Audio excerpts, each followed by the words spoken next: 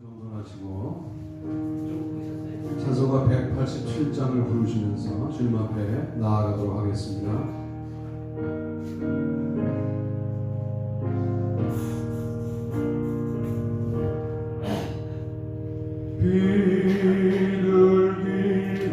비둘기같이 온유한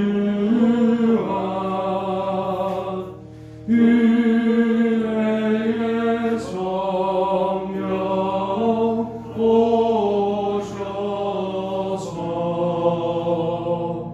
거친 마음으로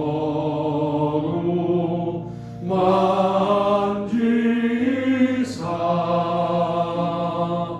위로와 평화 주소서. 진리의 빛을 비추사 주의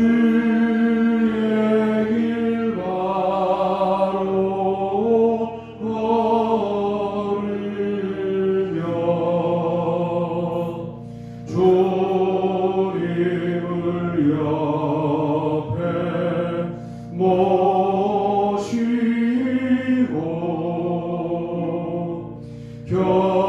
경건히 살게 하소서. 주님과 동행하면서 거룩한 길로 행하며 진리의 예수 붙잡고 길 잃지 않게 하소서. 간주합니다. 자리에서 일어서시겠습니다.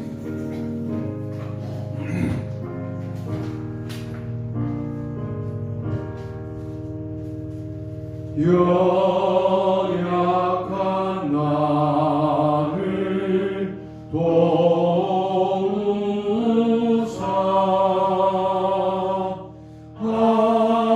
하나님 나라 이르러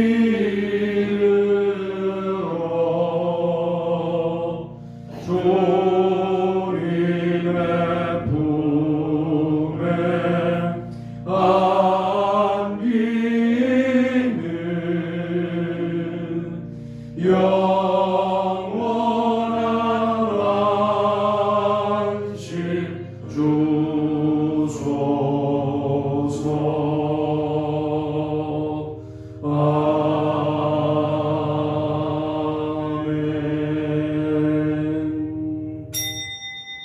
말씀이 육신이 되어 우리 가운데 거하심에 우리가 그의 영광을 보니 아버지 독생자의 영광이요 은혜와 진리가 충만하더라. 아멘. 찬송가 20장으로 주님 앞에 영광을 돌립니다.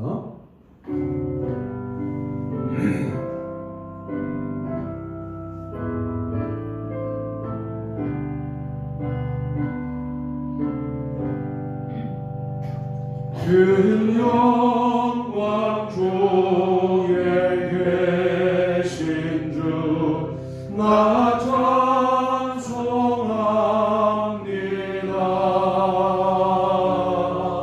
영원히 계신 주 이름 나 찬송합니다.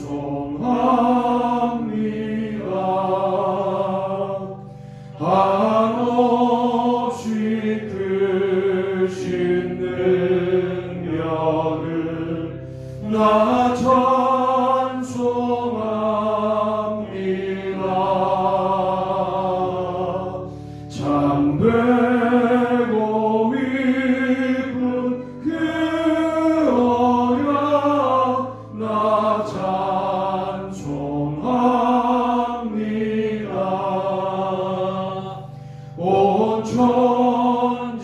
창조하시던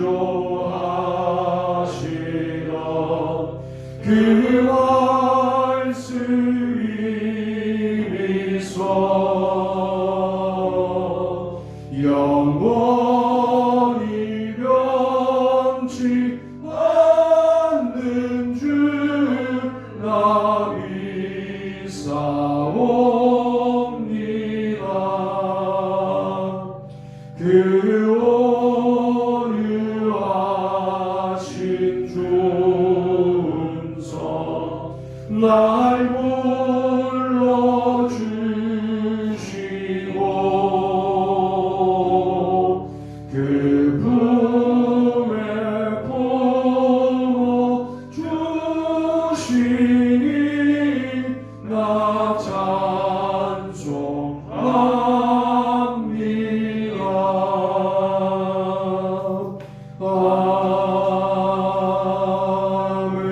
아멘. 사도신경을 암송하시므로 신앙 고백을 하나님께 올립니다. 전능하사 천지를 만드신 하나님 아버지를 내가 믿사오며 그의 아들 우리 주 예수 그리스도를 믿사오니 이는 성령으로 잉태하사 동정녀 마리아에게 나시고 본디오 빌라도에게 고난을 받으사 십자가에 못 박혀 죽으시고 장사한 지 사흘 만에 죽은 자 가운데서 다시 살아나시며 하늘에 오르사 전능하신 하나님 우편에 앉아 계시다가 저희로서 산 자와 죽은 자를 심판하러 오시리라. 성령을 믿사오며 거룩한 공회와 성도가 서로 교통하는 것과 죄를 사하여 주시는 것과 몸에서 사는 것과 영원히 사는 것을 믿사옵나이다. 아멘. 교동문 103번입니다. 내가 비옵는 것은 그들을 세상에서 데려가시기를 위함이 아니요 다만 악에 빠지지 않게 보존하시기를 위함이니이다. 내가 세상에 속하지 아니함 같이 그들도 세상에 속하지 아니하여 싸움나이다. 그들을 진리로 거룩하게 하옵소서. 아버지의 말씀은 진리니이다. 아버지께서 나를 세상에 보내신 것 같이 나도 그들을 세상에 보내었고 또 그들을 위하여 내가 나를 거룩하게 하오니 이는 그들도 진리로 거룩함을 얻게 하려 함이니이다. 아버지여 아버지께서 내 안에 내가 아버지 안에 있는 것 같이 그들도 다 하나가 되어 우리 안에 있게 하사 세상으로 아버지께서 나를 보내신 것을 믿게 하옵소서. 내게 주신 영광을 내가 그들에게 주었사오니 이는 우리가 하나가 된 것 같이 그들도 하나가 되게 하려 함이니이다. 아멘. 다 자리에 앉겠습니다. 조학기 장로님 기도 인도하시겠습니다. 언제나 거룩하시고 사랑이 많으신 하나님, 세상의 어두운 환경 속에서도 주님의 사랑과 인도하심에 우리들로 하여금 예배의 자리를 지키게 하심에 감사를 드립니다. 우리의 생명의 주인이신 주님을 언제나 찬양하게 하시고 우리가 호흡하는 동안 주님께 예배드리는 성도의 삶이 되게 하여 주시옵소서. 코로나 변이 바이러스로 인하여 많은 사람들이 몸과 마음의 질병을 가지고 경기 침체로 고통을 받고 있습니다. 힘든 마음 중에 있는 한 영혼 한 영혼을 붙들어 주시고 위로해 주시기를 원합니다.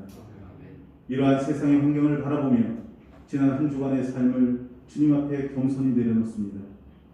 눈에도 보이지 않는 작은 바이러스로 인하여 경험함으로 가득한 인간의 한계와 나약함이 드러났습니다.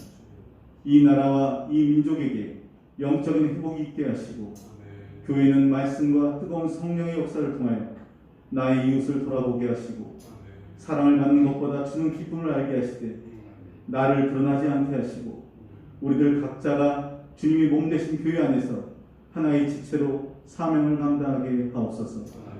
내가 서 있는 곳이 복음의 통로가 되게 하여 주시고 우리의 작은 움직임들이 세상 속에 스며들 때 분열된 가정과 교회와 사회가 하나님의 섭리 가운데 상처가 치유되고 회복되는 은혜로 나타나게 하옵소서. 사랑의 주님, 그동안의 7월은 수련을 위해서 기도를 했지만 지금을 사는 7월은 교회의 예배를 염려하며 기도하고 있습니다. 평범하게 드렸던 예배가 가장 소중하고 가장 큰 은혜였음을 알게 하신 주님, 바라옵기는 오늘 모여서 드려지는 예배와 영상으로 드려진 예배 안에서 용서와 사랑이 가득한 시간이 되게 하시고 주님의 큰 위로와 주님의 인자함이 있는 은혜와 영광 있게 하옵소서. 말씀을 준비하시고 전하시는 서영수 목사님, 성령님께서 강하게 붙들어 주시고 그 말씀의 능력이 우리들을 주님의 은혜로 묶였던 죄에서 자유함 있게 하시고 주님을 붙들고 살아가는 능력으로 나타나게 하옵소서. 오늘 주신 말씀의 능력이 우리들 안에서 아프고 연약한 지체들을 치유하게 하시고 힘든 현실의 환경을 극복하는 능력이 되게 하옵소서. 우리들 모두가 주변을 바라보며 기도하는 한 주가 되기를 소원하며 이 모든 말씀 예수님의 이름으로 기도드립니다. 아멘. 찬송가 190장입니다. 찬양으로 기도합니다. 성령이여 강림하사 나를 감하시고 애통하며 회개할 만 충만하게 하소서. 예수여 위로리 나의 기도 들으사 애통하며 회개한 맘 충만하게 하소서. 성령이여 강림하사 귀신 권능 주소서.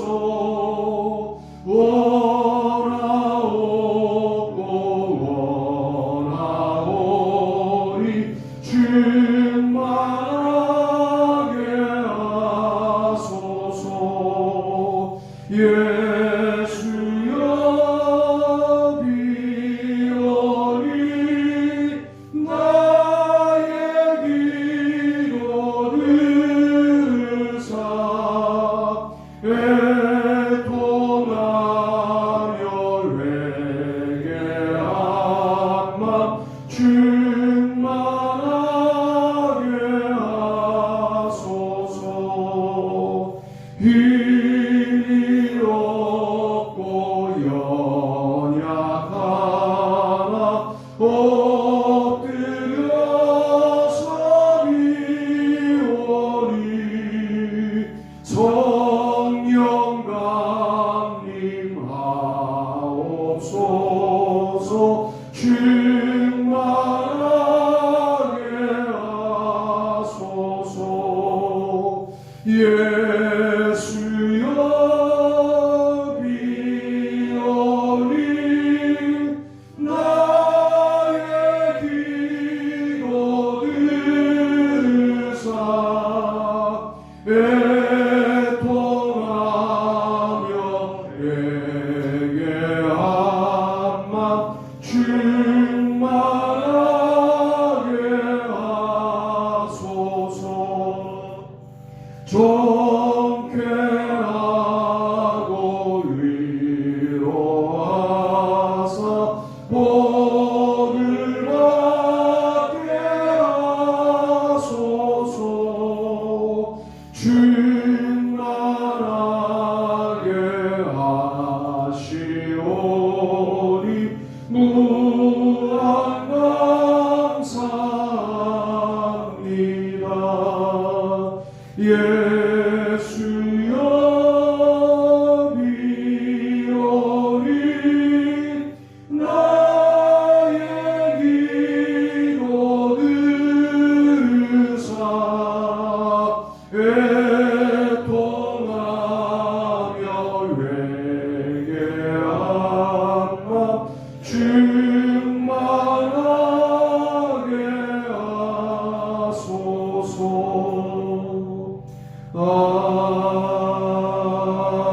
아멘.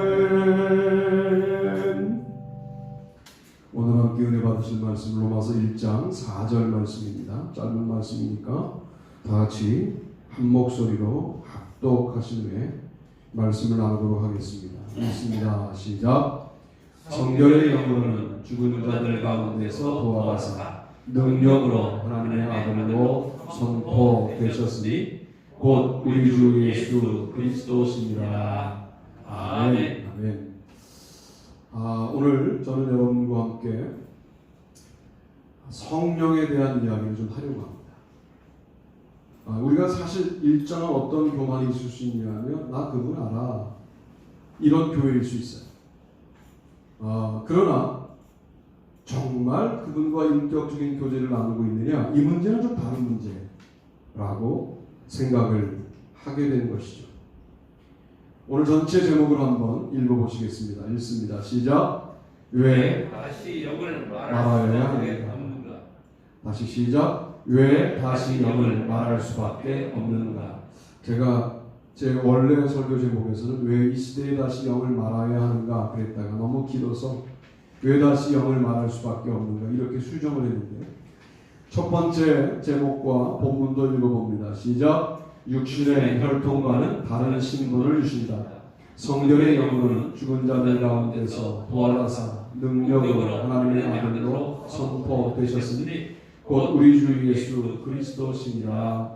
아멘. 로마서 1장 4절 말씀을 같이 읽으셨습니다. 세상을 살면서 우리가 지극히 세속적이라고 하는 것을 어떻게 판단할 수 있냐면, 그 사람 혈통이 어때? 여기에 집중하고 있는 모습일 때 우리의 영은 메말라 있는 것이다 라고 분석하면 거의 틀림이 없어요. 우리가 주로 이제 어디에 놀라냐면, 그 사람 기도를 6시간 한대, 당진의 목사님처럼 요즘은 또 바빠서 이렇게 안 하는 것 같아요.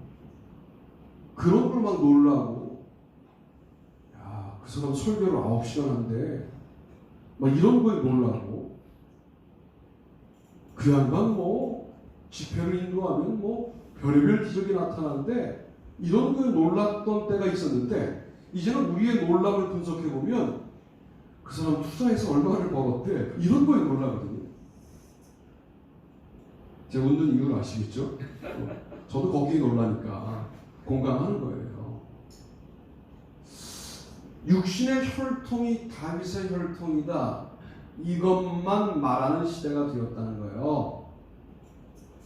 그런데 로마서의 관심은 어디에 있냐면, 성결의 영으로는 죽은 자들 가운데에서 부활하사 능력으로 하나님의 아들로 선포되신 분이 누구냐? 예수 그리스도이시다.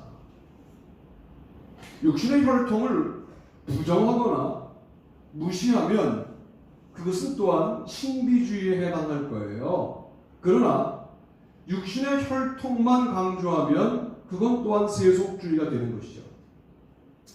육신의 혈통도 소중하게 관리하고 유지하는 것이 맞습니다. 그러나 더 중요한 것은 성결의 영으로는 당신이 어떤 존재이냐 하는 질문을 우리에게 늘 던져야 한다라고 말씀드리고 싶은 겁니다. 그럴 때 왜 육신적 혈통이라고만 설명하고 영적 혈통이라고 말해야 될 때 성결의 영으로는 이라고 말하고 있을까?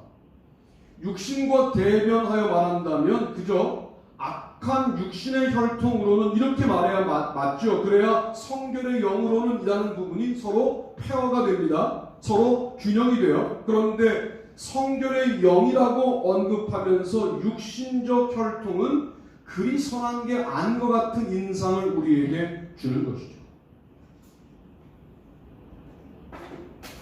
여러분, 육신 혈통이 우리가 그렇게 명문 가문이 아니어도 그것을 극복할 수 있는 근거가 있다면 성결의 영으로 우리가 어떤 존재이냐가 그 모든 것들을 극복합니다. 어디까지 공부한 거? 참 또 대학 안 나온 분들은 이 문제가 평생을 고민해요. 자, 지금부터 대학 못 나온 분들은 제가 모조리 보내드릴게요.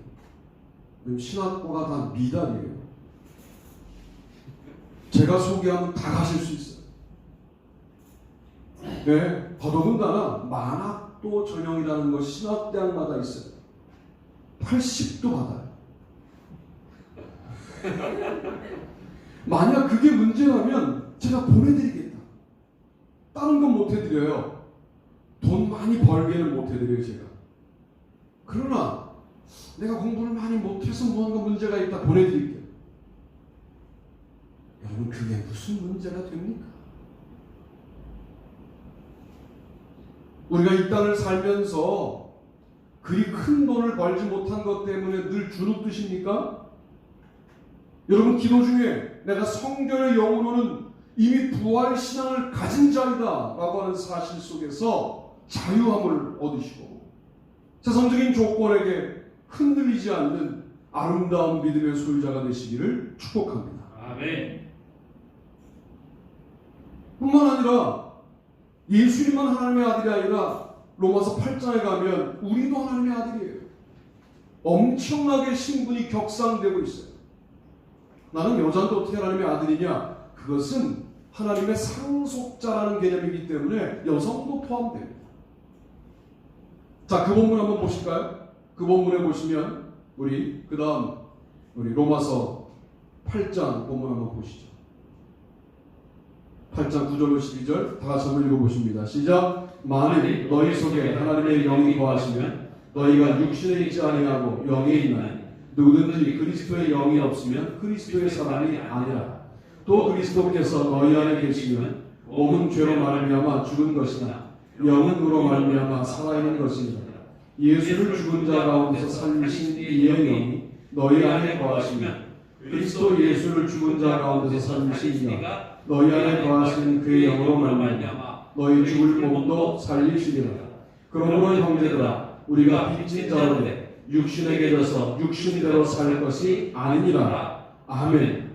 여러분, 하나님의 영이 거하시면 우리가 육신에 있지 않고 그리스도의 영이 우리 안에 거하면 우리는 그리스도의 사람이 된다. 나중에 가면 하나님의 영을 받은 자가 하나님의 아들이다. 그래서 하나님을 아빠, 아버지라고 부른다. 이런 말씀이 이어져 나오죠. 2번 부분에 가서 묵상하겠습니다. 성령 충만을 말하고 성령을 말하고 영적으로 사고해야 된다, 영적으로 살아야 된다라고 강조하냐면 그게 본질이기 때문에. 소유냐 존재냐라고 하는 책을 쓴 에릭 프롬이라는 사람은 아주 부유하게 살았어요. 왜? 책이 많이 팔렸거든요. 우리는 그런 것을 그의 주장과의 모순이라고 흔히들 말하지만 어쨌든 자꾸만 책에서 인세가 들어오는 것을 어떻게 합니까? 물론 그는 여러 어려운 사람들을 많이 도우는 인생을 살았다고 해요. 어쨌든 소유가 문제가 아니라 존재가 더 중요한 것이라고 하는 사고방식은 기독교에 너무나 적합한 사고방식인 거예요. 근데 현 시대가 소유에만 집중할 뿐만 아니라 소유를 자기 자랑의 근거로 삼는 시대를 살고 있어요. 그리고 우리도 모르는 사이에 그와 같은 세상적인 논리에 젖어 있어요. 우리도. 나름대로 그래도 나이 먹으면 돈이 있어야지 하고 꽁쳐두기도 하고, 오늘날 제 나이쯤 되면 이제 무엇이 문제냐면 노후에 얼마를 준비해야 노후 대책이 되느냐, 그런 생각들을 많이 하는 것 같아요. 저는 없어요. 태안의 땅밖에. 태안 땅은 제 거 아니고요. 우리 어떤 장관일 거예요.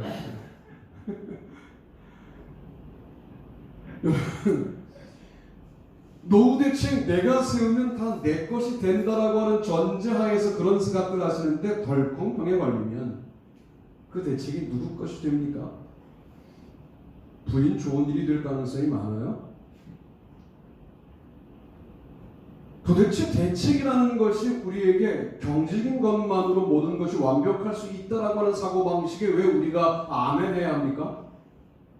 그리스도의 영이 없으면 그리스도인이 아닌 겁니다. 그리스도의 영 안에 거하면 우리는 모든 신분의 변화가 일어나는데 그리스도의 것이 되는 거예요. 그리스도의 사람이 되는 거예요. 그러면 그리스도에게 속한 우리를 하나님이 가만두시겠는가? 그러실 수가 없는 분이 주님이신 거죠. 자, 성령을 이렇게 설명해요. 예수를 죽은 자 가운데에서 살리신 이의 영이 너희 안에 거하시면 이라고 설명해요. 성령을 이렇게 설명한다고요? 예수를 죽은 자 가운데서 살리신 이의 영이 하나님의 영이라는 말이에요. 이 말이. 하나님은 성령으로 우리에게 어떤 능력으로 다가오시느냐? 죽은 자들 가운데에서 살리시는 능력으로 다가오신다는 거예요. 무엇이 절망이어야 하는 거죠? 우리의 기독교 신앙에 무엇이 우리를 주눅들게 해야 하는 겁니까? 소위 죽음도 극복한 믿음이라고 하는 것이 우리가 흔히 기독교 신앙을 말할 때 고백하는 고백인데, 그 고백이 우리에게 실체가 있고 실제가 되는 믿음이라고 한다면 더 이상 무엇을 가지고 우리가 좌절해야 합니까?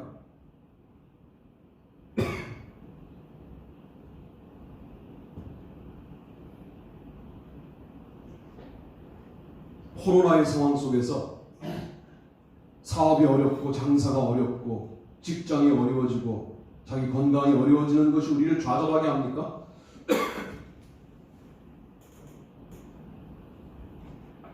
죽은 자 가운데에서도 살리시는 이의 영이 지금 우리와 함께 한다라고 하는 것을 실제라고 고백한다면 우리를 절망하게 할 수 있는 것은 없어야 하는 거죠. 아프죠.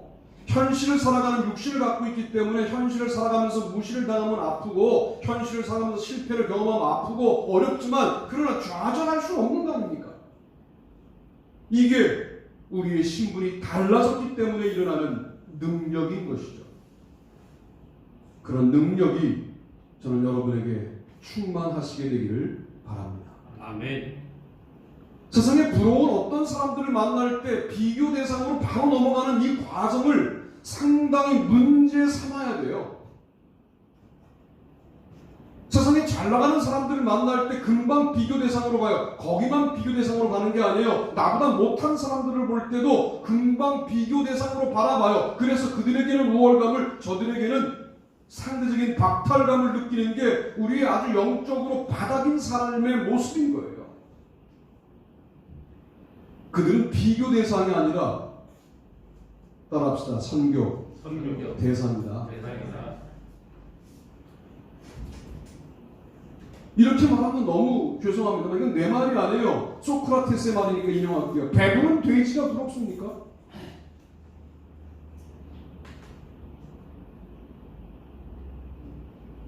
(80년을) 살고 지옥으로 돌아가는 인생들이 지금 부자로 사는 것이 부럽습니까? 부자일수록 허무하지 않겠습니까?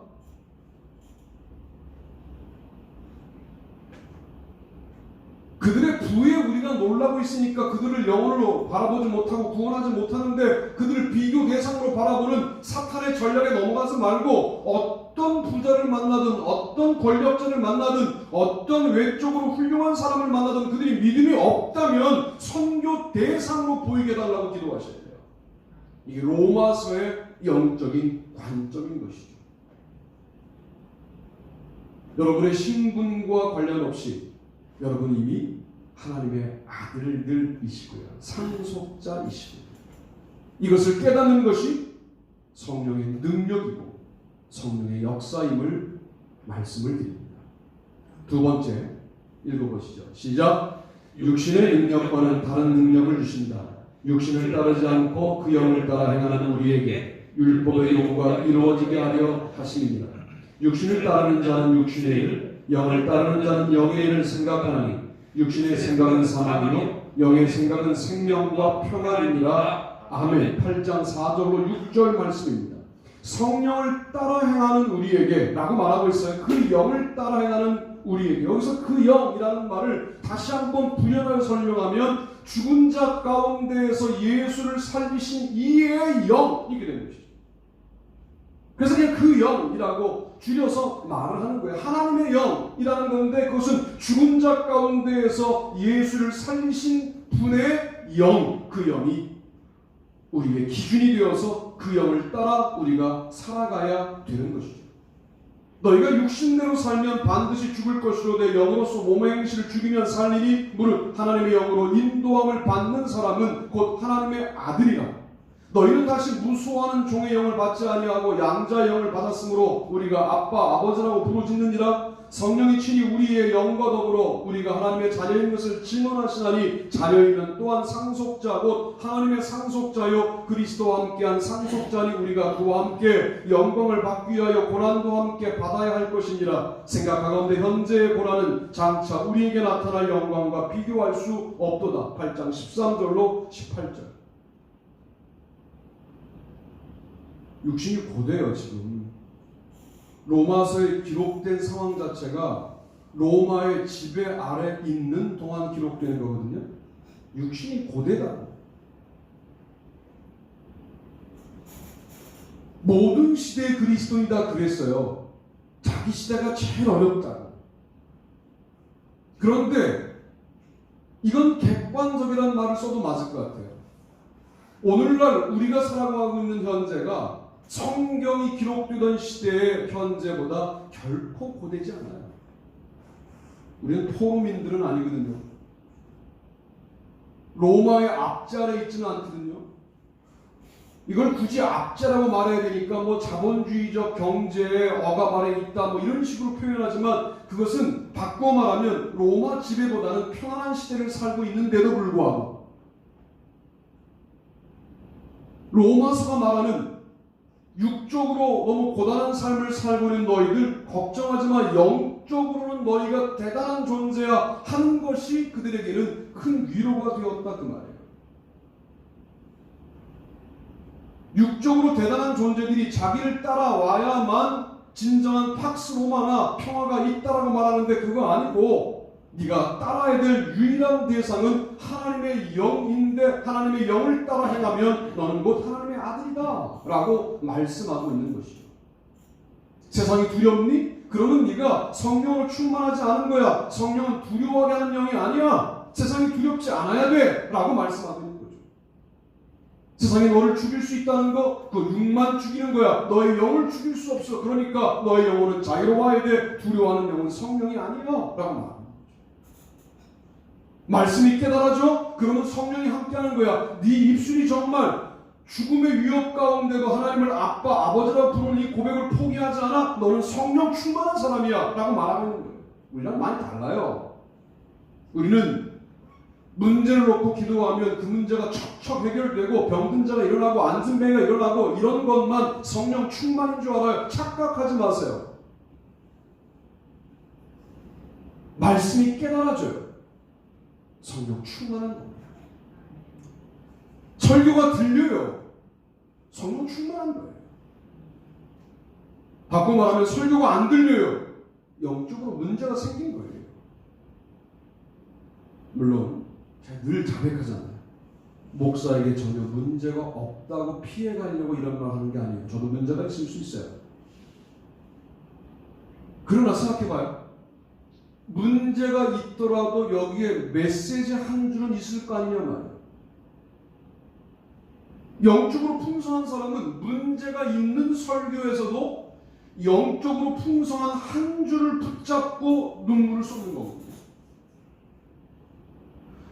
설교 전체가 다 이해가 되고 구조 전체가 다 역동적으로 나를 변화시키는 모든 내용이 되는 것이 우리가 바라는 예배의 전형적인 모습입니다만 그런 수준에 가지 못해도 한 줄을 붙잡고 우리가 완전히 영적으로 무너지는 경험을 하는 거예요. 그게 바로 성령으로 충만한 자의 특징인 것이죠. 그리고 나가는 세상이 아무런 근거도 없어요. 문제는 문제 그대로 있어요. 그런데 두렵지 않아요. 세상 많은 사람들이 나보다 더 앞에 뛰어가는 것처럼 느껴져요. 늘 조바심이 있었는데 이제는 조바심이 생기지 않아요. 주님이 나하고 관계한다라고 하는 그 순간이 너무나 귀하기 때문이죠. 들의 꽃들은 서로 비교하지 않는다고 하잖아요. 그저 뭉쳐있는데 여러 꽃들이 아름다운 꽃의 군락들을 이루고 아름다움을 그렇게 표방한다고 하잖아요. 그렇게 사는 꽃보다 우리가 위대하다고 어떻게 말할 수 있습니까? 비교 지리는 하고 있는 거죠. 우리가 지리란 말을 붙인 이유가 뭐냐면 정말 하시지 말라고. 성령으로 충만하면 그런 거예요. 인생의 충만함을 경험하는 거예요. 세상적인 기준과 다른 세상을 사는 거예요. 하나님이 지금 나하고 연결되어 있다라고 하는 그 순간을 즐기는 거예요. 기도하며 주님이 나하고 면밀하게 대화하고 있는 것을 너무나 기뻐하는 거예요. 하나님이 나를 각각 우리 모두를 상대하는 방식이 우리 모두 각자를 충만하게 상대하시고도 하나님일 수 있는 분이 하나님이시니까 그분은 우리 각자를 최고의 존재로 상대하실 수 있는 충만한 분이시거든요. 그분의 함께하심을 세속적 기준으로 비교 대상으로 바꾸는 일은 정말 잘못된 일이다 라고 말씀을 드리고 싶은 것이죠.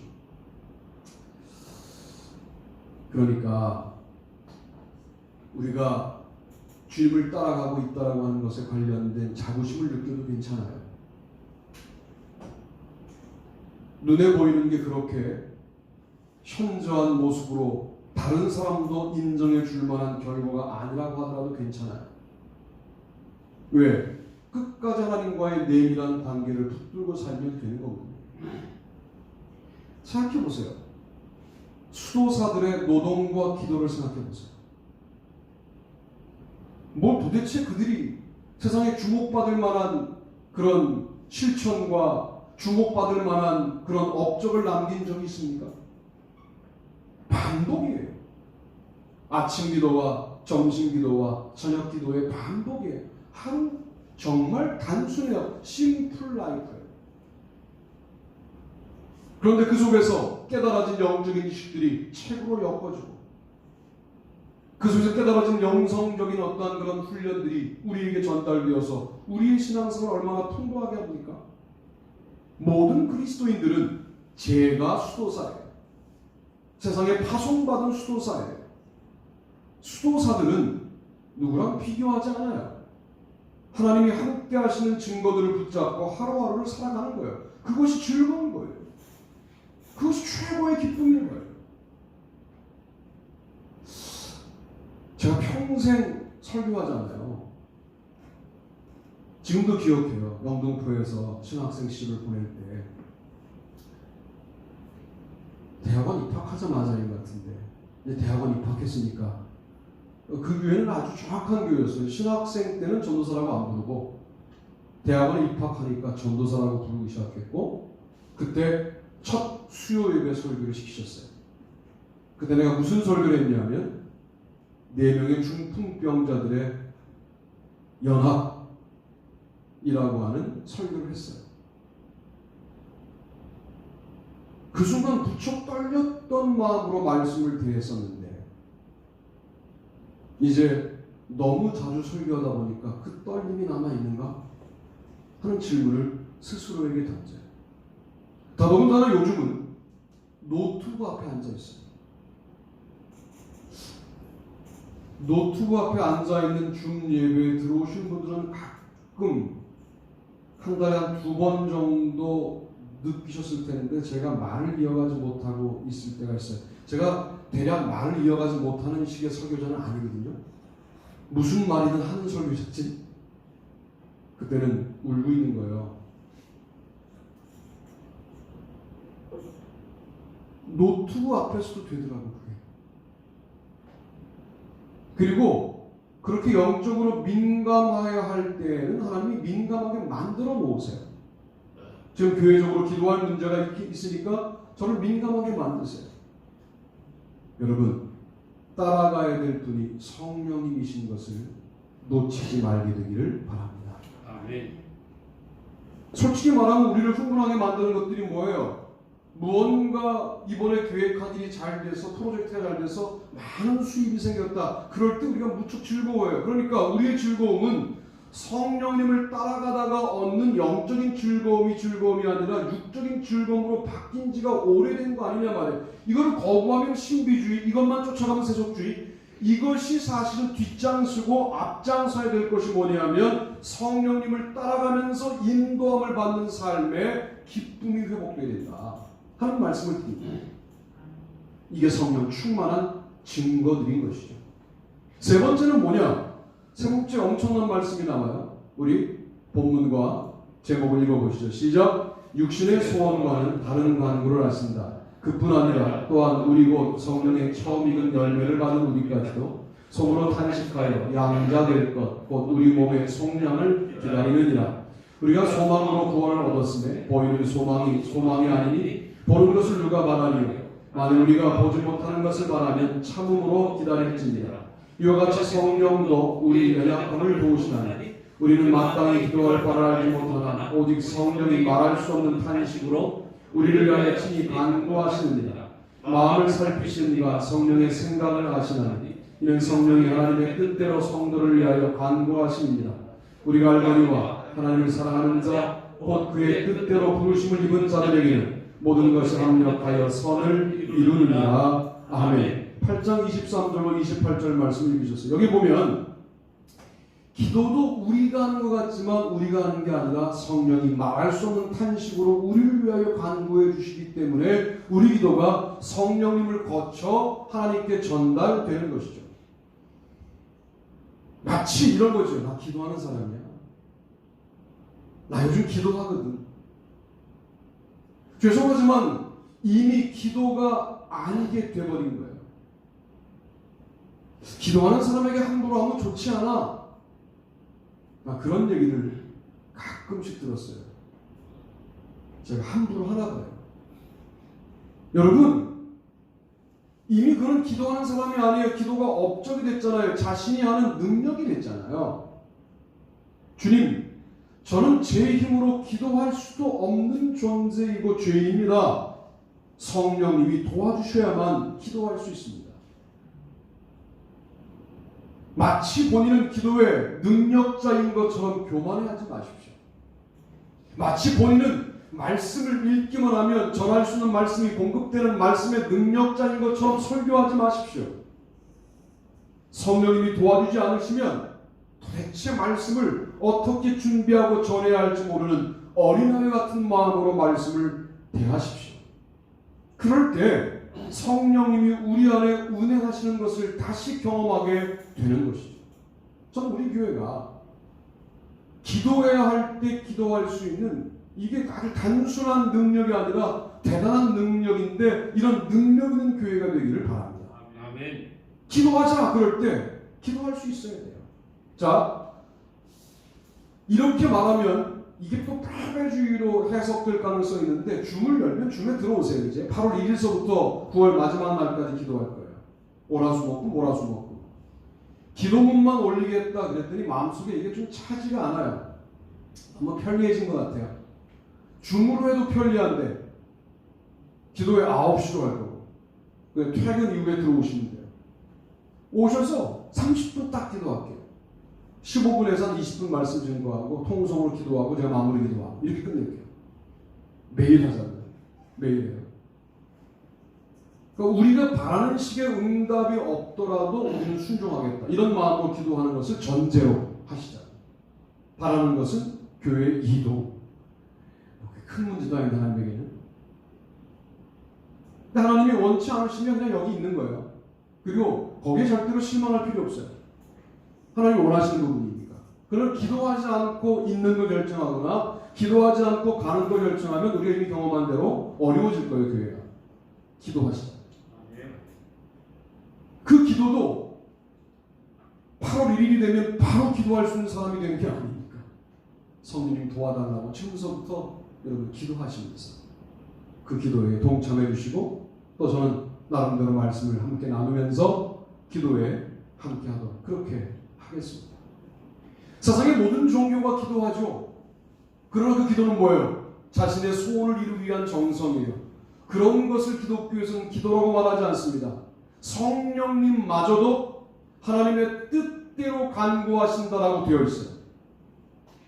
어딜 감히 인간이 자신의 뜻을 하나님에게 관철하려고 기도합니까? 자신의 소원을 하나님께 관철시키려고 기도합니까? 누가 그걸 기도라고 가르쳤습니까? 그런 것은 분풀이입니다. 그런 것은 미신적 기도이고 그런 것은 무당적 신앙이에요. 우리는 기도하면서 무엇을 깨닫냐면 하나님의 뜻을 깨닫는 거예요. 하나님의 뜻을 깨달으면 그것을 응답이라고 말하는 거예요.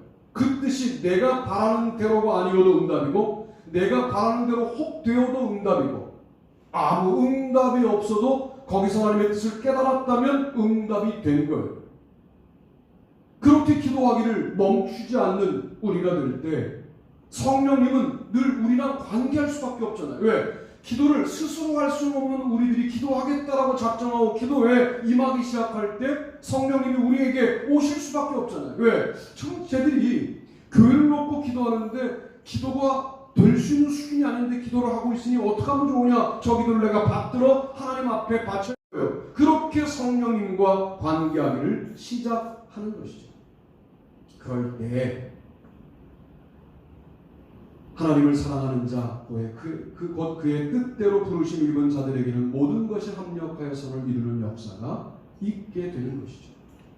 그 선은 뭘까요? 하나님의 뜻인 거죠. 그 선은 뭘까요? 하나님의 은혜인 거예요. 섭리인 거예요. 교회를 향한 여러분 각자를 향한 하나님의 뜻과 섭리를 깨닫고 싶습니까? 기도하셔야 됩니다. 기도할 수 있게 달라고 성령님께 간구하셔야 합니다. 바로 이것이 세상적인 기도하는, 세상적인 소원 성취하고는 차원이 다른 기도를 하게 하시는 분이 성령님이시다 라고 말씀드릴 수 있겠습니다. 여러분의 계획대로 인생이 되면 성공이라고 누가 그러던가요? 어디 성경에 그런 말씀이 있던가요? 내가 계획한 대로 되는 것을 축복이라고 누가 그렇게 말하던가요? 그 또한 하나님의 계획 아래 있었기에 내가 바라던 대로 되었다라고 부가 설명이 필요한 것이죠. 내 계획이 이루어진 게 아니라 하나님의 계획이 내 안에 들어와 나의 계획으로 성화되어 성육신되어 이루어진 것이죠. 내 뜻이 이루어진 게 아니라 하나님의 뜻이 이루어진 것이죠. 그것이 진정한 성공인 것이죠. 내 뜻이 잘못되었다면 그 뜻대로 이루어지지 않는 것도 진정한 그리스도인의 성공인 것이죠. 이것이 맞는 거죠. 그런데 계획은 내가 다 세워놓고 하나님이 조력해 주기를 바라는 형태로 그 뜻이 이루어졌다고 말하는 것은 하나님을 이용하는 신앙이다 라고 분명히 말할 수 있겠습니다. 하나님의 마음도 알게 돼요. 기도하다 보면. 그래서 우리가 하나님의 마음을 알게 되었을 때 뭐라고 말하는 거예요? 아, 알겠다 이제 주님의 뜻을. 그리고 뭐라고 말해요? 응답 받았다라고 말하는 거예요. 응답의 개념이 무슨 쪽집게 개념으로 잘못되어 있는 것이 한국교회의 문제점이에요. 제가 그런 가정 분위기에서 컸다는 말씀을 자주 드렸어요. 롤렉스 시계를 아버지가 연세가 많으셔서 시계표를 운영하실 때 잃어버리셨어요. 그러면 이제 장사를 못하실 정도의 액수를 물어줘야 돼요. 어머님이 금식 기도하시는 거예요. 아침 금식을 시작하시는데 20일 만에 기도 중에 있는 장소와 서랍이 정확하게 보이셨대요. 그 서랍을 딱 열었대요. 거기 있었어요.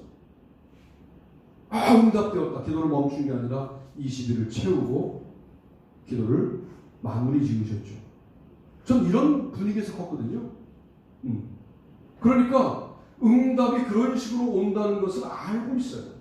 그것만 응답이라고 여기는 것은 문제다.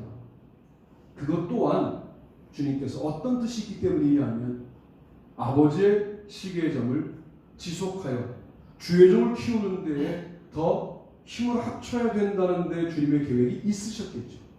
그것이 그런 형태로 응답이 온 것이다라고 해석해야 합니다. 그렇게 오지 않더라도 그 위기를 넘어서게 하시는 방법을 주님이 강구하셨다면 그것 또한 응답이라고 여겨야 합니다. 응답이라고 하는 것을 주로 내 위주로 판단하는 이런 것들은 너무 심각한 문제일 수 있다라고 말씀을 드립니다. 오늘 말씀을 정리하면서 육신의 혈통이 모든 것을 결정하는 시대를 살아가요. 왜 그렇게 대학 하세요? 거기 나와야 그나마 사람 구실하고 살 수 있다라고 판단하는 거예요. 못 나오면 못하나요? 그렇지 않아요. 위대한 사람들은 대학을 중간에 그만둔 사람들이 위대하게 돼요.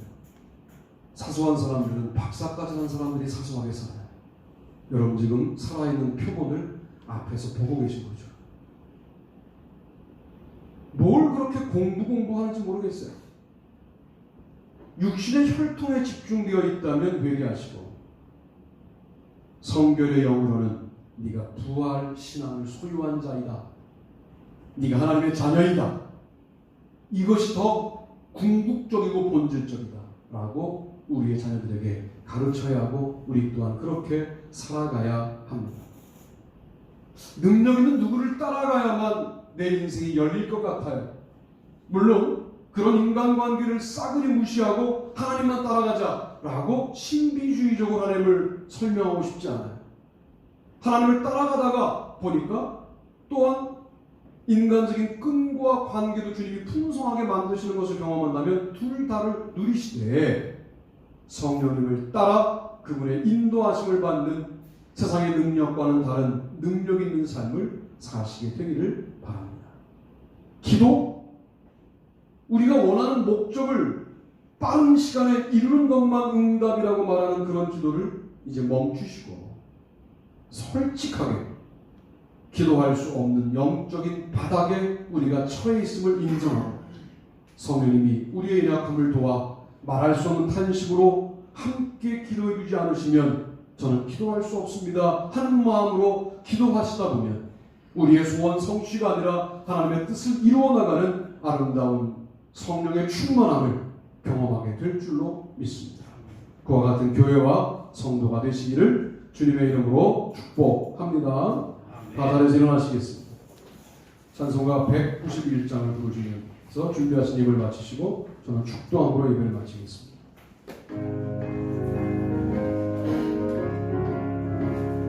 우리 힘차게 박수하며 생각합시다.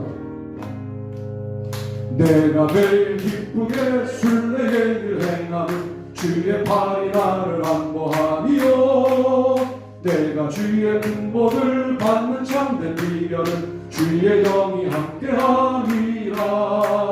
성령이 계시네 할렐루야 함께하시네. 좁은 길을 걸으며 밤낮 기뻐하는 것 주의 영이 함께하니라. 전내 죄에 빠져서 평안함이 없을 때 예수 십자가의 공로 힘입어 그 발 아래 엎드려 참된 평화 얻으면 주의 영이 함께하니라. 성령이 계시네 할렐루야 함께하시네. 좁은 길을 걸으며 밤낮 기뻐하는 것 주의 영이 함께하니라.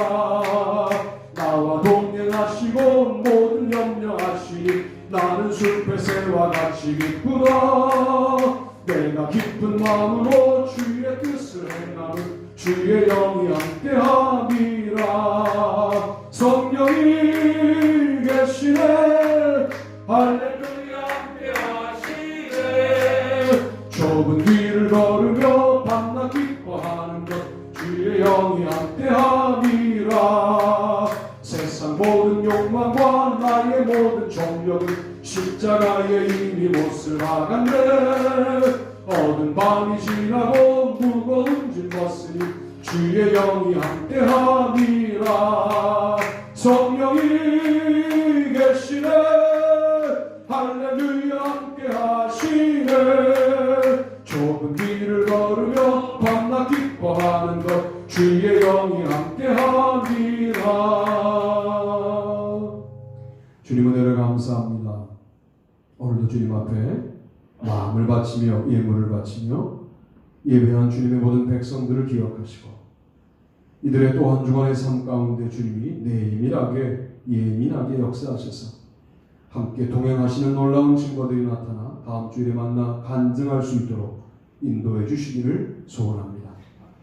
코로나의 상황이 너무나 힘들고 어려워져서 우리가 소수의 무리가 모여 예배하지만 이 정황 속에서도 예배를 그치지 않고 예배드림으로 주님 앞에 영광 돌리게 하시고 온라인이든 오프라인이든 예배의 정성을 다하여 예배할 수 있도록 도와주셔서 주님을 놓치지 않는 귀한 삶을 살게 하여 주옵소서. 예물을 바쳤습니다. 주님께서 모든 삶의 갈피갈피마다 역사하셔서 풍성케 하시고 그 풍성한 아름다운 것들을 혼자 누리지 아니하고 이웃과 나누며 하나님께 드리는 귀한 삶을 살아가도록 우리 모두를 인도하여 주옵소서. 이제 우리가 기도할 준비를 합니다. 스스로 연약함을 자각하는 준비를 합니다. 그러므로 기도할 수 없는 자들이 입술을 열겠다라고 마음을 먹습니다. 주님 그 기도 가운데 역사하셔서 주님께서 원하시는 응답을 우리에게 깨닫게 해주심으로 철저하게 순종하는 우리가 될 수 있도록 인도하여 주옵소서. 주님께 모든 것들을 맡기며 이제는 우리 주 예수 그리스도의 은혜와 하나님 아버지의 무한하신 사랑하심과 성령님의 축복하시는 놀라운 역사가 우리 모두들 위해 영원토록 같이 하시옵기를 간절히 축원하옵나이다. 아멘.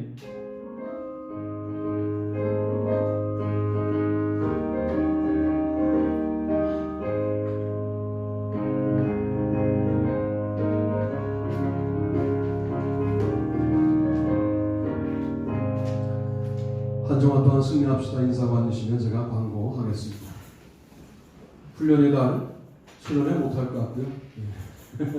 수련회 걱정하는 임원회를 하자마자 또 코로나 상황이 너무나 엄중해져서 그렇고 이런 규모로 교회 예배를 병행할 테니까 본인의 몸 상태 잘 보시고 그 다음에 개인 방역 잘 하시고 오실 수 있는 분들이 오셔도 되는 게 우리가 예배를 준비하는 이런 20명을 허락받았는데 20명 내외로 오시거든요 요즘에. 그러니까 괜찮을 것 같아요. 오실 수 있는 분은 오셔도 되고 또 굳이 막 무리해서도 오시라고 하는 말씀을 드릴 수 없는 시대가 되었어요. 못 오실 때는 줌으로 예배하시면 되는데 줌으로 꼭 예배하세요. 그리고 줌으로 못 들어오시면 녹화로도 예배를 꼭 드리시면 좋겠습니다. 병원에 입원하고 계신 성도님들 또 뭐 칸막이 놓고 만날 수 있는 상황이었다가 또 못 만나는 상황으로 또 바뀔 것 같은데 김원희 사모님, 이규 원사님의 어머니이시고요. 손수자 원사님, 유영석 권사님 어머니이시고 서병민 집사님, 문학 권사님 어머니이신데 늘 위해서 기도해 주시고 이 이름들을 놓고 여러분 꼭 일주일에 한 2번 이상은 기도해 주셔야 됩니다. 다음 주 예배 기도자는 유영석 권사님이시고요. 새벽 기도회, 수요 기도회, 금요 기도회는 줌으로 하고요. 8월 1일서부터는 새벽 기도회는 그대로 할 거예요. 하고 우리 교회가 새벽 기도를 쉬진 않습니다. 하고 매일 저녁 기도회도 8월 1일서부터는 할 거예요. 그러니까 여러분 그렇게 하시고 9시에 땡 하고 먹으면 기도하자는 얘기구나 이렇게 이해하시면 되고 수요 기도회도 8월 1일서부터는 9시 기도예요. 금요 기도회도 워낙 9시니까 9시 기도예요. 이렇게 다 해서 한 2달은 좀 기도를 쭉 한번 우리가 하면서 겸허하게 주님의 뜻을 좀 묻는 그런 질문을 좀 가지고 기도를 하려고 합니다. 그리고 거기에 못 들어온 분들을 위해서 기도회 때 말씀 부분을 또 올려드릴 테니까 9시에 어려웠던 분들은 그 말씀을 들으시고 또 각자 기도하시고 기도문도 올려드릴게요. 기도문도 올려드릴게요. 할 일이 많네요. 기도문도 올려드릴게요. 그럼 기도문도 읽으시고 그렇게 해서 우리가 이 일에 줌 예배에 다 못 들어오셔도 기도회에 동참하고 있는 그런 증거들을 좀 남겨주시고 함께 기도하고 있다 하는 것을 확인하면서 우리가 2달간은 열심히 기도하게 되기를 바랍니다. 주일 예배는 현장 예배와 줌 예배를 병행하며 당분간 이런 형태로 좀 조심스럽게 해보도록 하겠습니다. 이번 주는 오바댜와 요나 주간입니다. 이번 주에 말씀 읽으시고 길지 않죠? 오바댜와 요나 길지 않아요. 이건 정말 한 30분 투자하시면 다 읽으실 수 있을 것 같은데 오바댜 한 장, 그죠? 한 장. 요나 4장인가? 그죠? 그러니까 뭐 금방 30분 투자하시면 읽으실 수 있고 저는 그것을 또 한 주간을 함께 말씀을 나누도록 그렇게 하겠습니다. 다른 방법 있으신가요? 없으시면 짧게만 교제하시고 마스크 쓰신 채로 그리고 얼른 돌아가시고 이번에 대학 시험 보는 친구는 한배예요. 조한비. 기도해 주셔야 됩니다.